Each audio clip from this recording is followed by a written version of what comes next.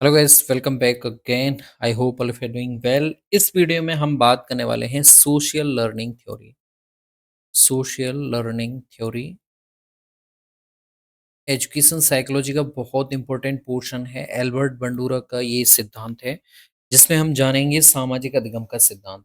तो इसके प्रतिपादक साथ में नोट्स बनाता चलूंगा मैं आपके लिए। देखिए, इसके जो प्रतिपादक हैं वो हैं अल्बर्ट बंडूरा। ये साथ लिखते चलिएगा। प्रतिपादक इसके हैं अल्बर्ट बंडूरा। इसके जो उपनाम है, बहुत सारे नाम है इसके। कुछ नाम इसके लिख लीजिए, उपनाम। सबसे पहला नाम है, इसे बोबोडोल सिद्धांत कहते हैं। बोबोडोल सिद्धांत इसे बोल सकते हैं, बोबोडोल थ्योरी भी कहते हैं इसे। इसके अलावा सामाजिक संज्ञानात्मक सिद्धांत इसे बोलते हैं। सामाजिक संज्ञानात्मक सिद्धांत।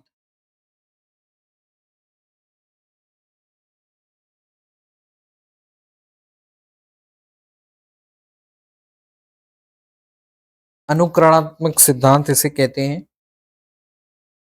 अनुकरण सिद्धांत भी इसे कहा जाता है। इसके अलावा सामाजिक अधिगम सिद्धांत, ये हमने पहले देख ही लिया है ये नाम, सामाजिक अधिगम सिद्धांत। मॉडलिंग अधिगम सिद्धांत भी इसे बोलते हैं। तो ये कुछ इसके उपनाम हैं जो आपको ध्यान रखने हैं। अब चलते हैं हम अगले, इस इन्होंने क्या-क्या इस सिद्धांत में बताया। तो सबसे पहले हमें देखना है इन्होंने प्रयोग किस पे किए थे। तो इन्होंने बालक और गुड़िया और जोकर, 3 चीज़ों पे प्रयोग किए थे। बालक, गुड़िया और जोकर पर।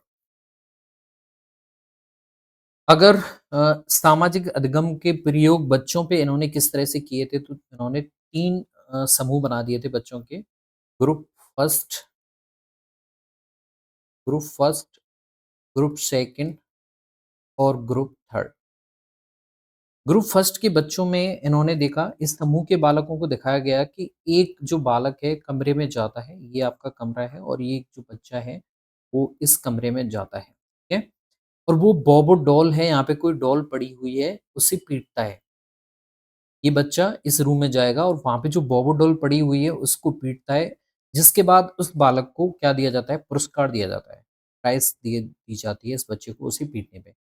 अब दूसरे जो ग्रुप थे, इस समूह को क्या करते हैं? इस समूह के अ, बालकों को अ, बॉबो डॉल को पीटने के लिए बेचा जाता है इसमें। यहाँ पे भी डॉल है, इसे पीटने के लिए जाता है। लेकिन इसे यहाँ पे प्राइज़ नहीं देके इसे क्या दिया जाता है? यहाँ पे दंड दिया जाता है। ठीक है? और तीसरे वाले में न न प्राइज़ दिया जाता है, नो प्राइज़, नो पनिश। ठीक है?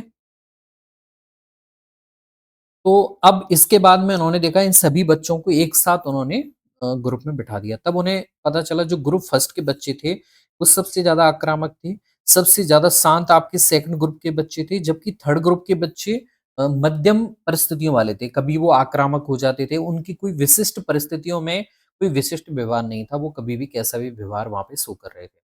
तो इससे क्या पता चला कि इससे उन्होंने कुछ नियम अपने बताए, वो हम देखेंगे। इस पूरे नियम के हिसाब से उन्होंने बताए। तो सबसे पहले हम देखते हैं इनके नियम। तो इन्होंने मुख्यतः बताया कि सामाजिक अधिगम सिद्धांत के प्रमुखतः 4 तत्व होते हैं। 4 प्रमुख तत्व इन्होंने बताए। उन तत्वों को हमें समझना ज़रूरी है क्योंकि एग्ज़ाम में आ जाते हैं। सबसे पहला देखिए, अटेंशन। लास्ट ईयर भी फर्स्ट ग्रेड में आया था आपके, जिसे आप हिंदी में अवधान बोलते हैं।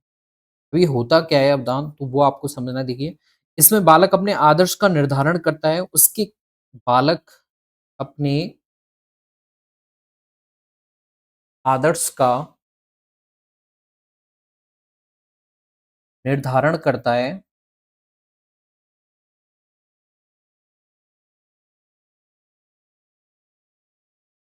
एवं उसके अनुरूप ही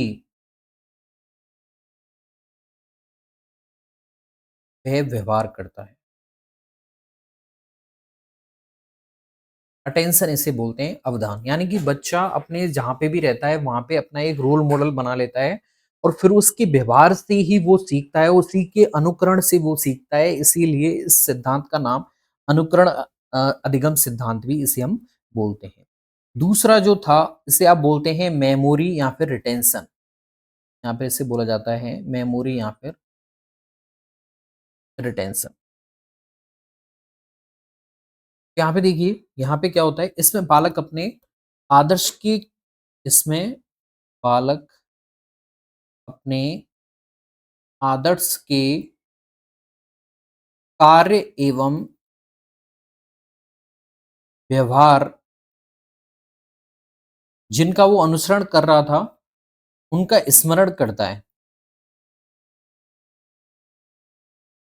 जब भी वो घर पे बैठा रहेगा, तो वो अपने रोल मॉडल के कार्यों को याद करेगा कि उसने ऐसे किया था। जैसे मान लीजिए वो अपने आस-पास रहता है और अपनी फैमिली में वो अपने पिताजी को अपना रोल मॉडल मानता है।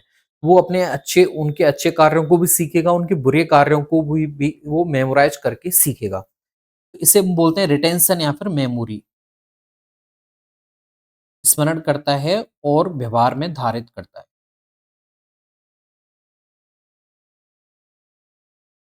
ठीक है? कई बार क्रम पूछ लिया जाता है इसका। तो तीसरा जो है, सबसे पहला हम हो गया अटेंशन।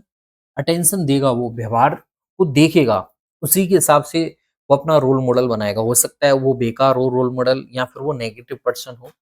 तो फिर उसके कार्यों को देख के वो अपने मेमोरी में फीड करेगा, और फिर वो खाली समय पे बैठ के उससे सोचेगा, ऐसे फिर उसे मेमोराइज़ करके फिर वो व्यवहार में लाएगा। फिर देखिए तीसरा, इमिटेशन, इसे बोलते हैं इमिटेशन या फिर रिप्रोडक्शन, इसे अनुकरण भी बोलते हैं। अब इसमें क्या करेगा देखिए, इसमें अपने आदर्श के कार्यों को अपने व्यवहार में उतारने का प्रयास करेगा।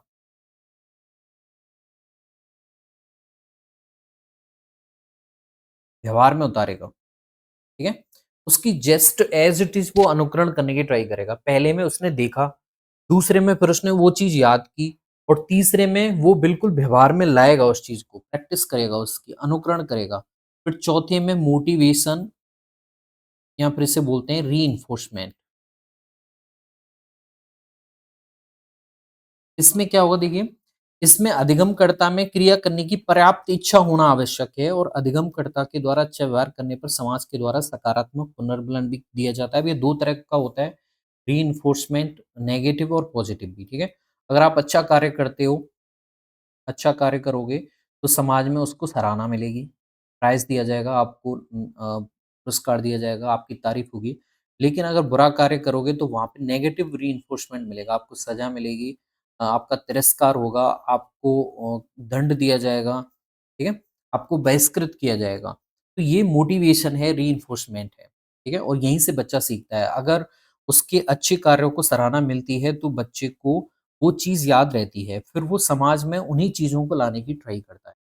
तो इसकी जो इसी चीज़ से सामाजिक अधिगम के सिद्धांत में पता चला कि जो सकारात्मक व्यवहार है, उसके द्वारा देखो अगला नियम मैं बताता हूँ, बंडूरा के अकॉर्डिंग 2 तरह के व्यवहार होते हैं। प्रत्येक समाज में व्यक्तियों के 2 व्यवहार होते हैं।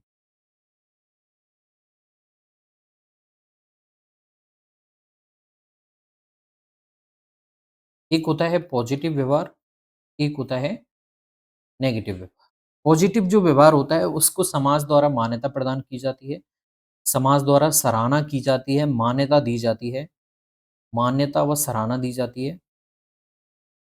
जबकि इसकी इसे क्या किया जाता है, इसका मान्यता नहीं दी जाती, और इसकी भर्त्सना की जाती है, पुरजोर विरोध किया जाता है। तो ये 2 तरह के व्यवहार होते हैं। अगर आप अच्छा कार्य करोगे, तो समाज में उसकी मान्यता होगी, उसे सराहा जाएगा, उसे 4-5 लोगों को और बताया जाएगा। आपकी फैमिली में भी आप देखते होंगे, अगर जो बच्चा अच्छा करता है उसके बारे में उदाहरण दिए जाते हैं कि देखिए वो बच्चा ऐसा है। लेकिन एक बार से ज़्यादा उदाहरण करोगे, तो फिर वो कुंठा के रूप में भी सामने आते हुए आपको दिखाई देगा। जब कुछ समायोजन या फिर समायोजन पढ़ोगे, तो वहाँ पे ये चीज़ के बारे में भी बताया जाएगा। तो वापस से रिवाइज़ करा देता हूँ मैं।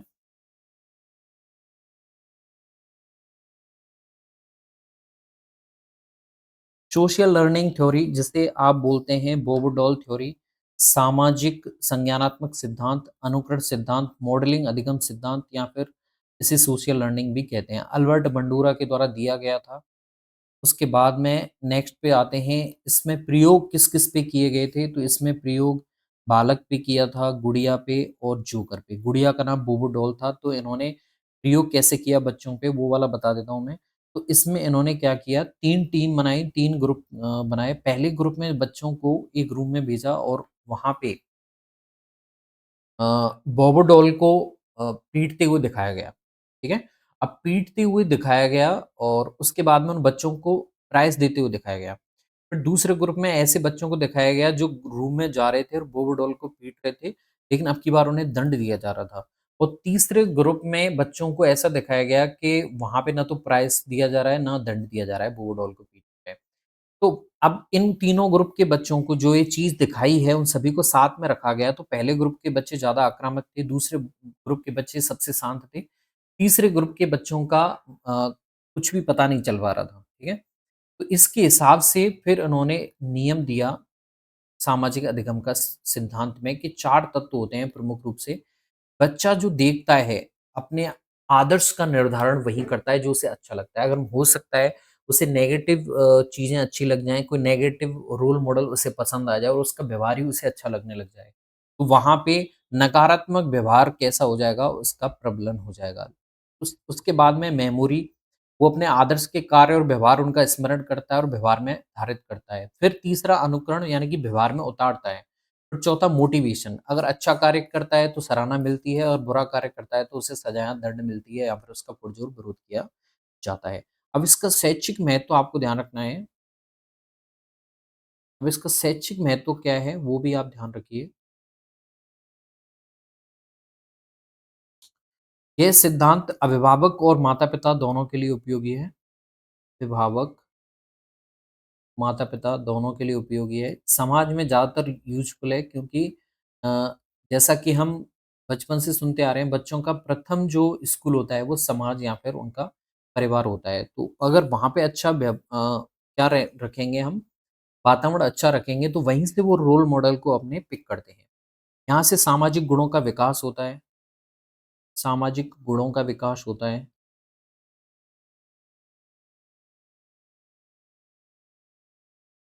इसके अलावा भाषा कौशल का विकास होता है।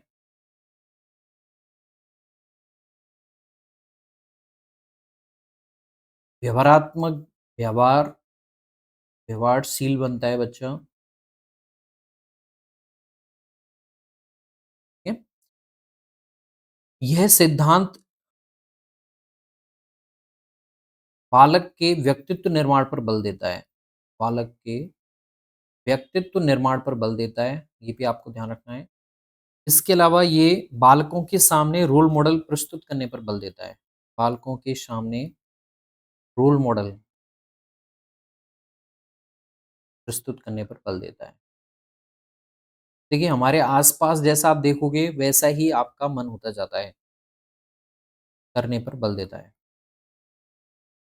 सिनेमा से, ऑडियो वीडियो एड्स से बहुत चीज़ें आप इन चीज़ों से सीखते हैं। इस सिद्धांत से निम्न कौशलों को आसानी से सीखा जा सकता है, जैसे तैरना है, नृत्य करना है, बाइक चलाना है, गाड़ी चलाना है। वहाँ पे सामाजिक अधिगम सिद्धांत आपके बहुत काम में आता है। आई होप ये आपके सिंपल सा मैंने बताने की ट्राई की है। ज़्यादा मैंने खींचा नहीं है। सामाजिक अधिगम सिद्धांत बंडूरा का। थैंक्स।